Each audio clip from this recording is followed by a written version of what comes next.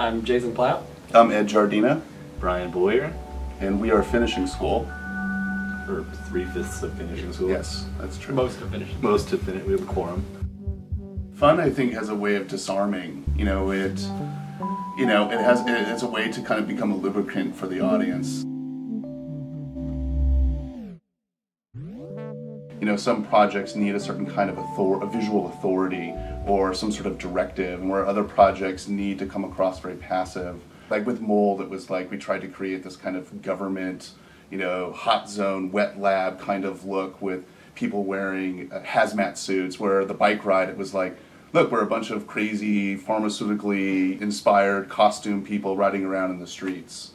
So the aesthetics definitely change. Sometimes if things are too slick, I think the audience gets a little like, oh, this is too slick. There's a certain kind of genuineness that's lost, whereas other projects, you have to really think slick, you have to be authoritative. And I think we've also found that leaving room for the audience to have some ownership of what they do. So letting them make their own costumes, that makes the audience more engaged and they want to work with you more. And they make much better costumes than we would have. The audience always takes it to a level that we couldn't have done ourselves. In the richness of the engagement with a lot of these projects where we're no longer like relevant, that's I think where we find success.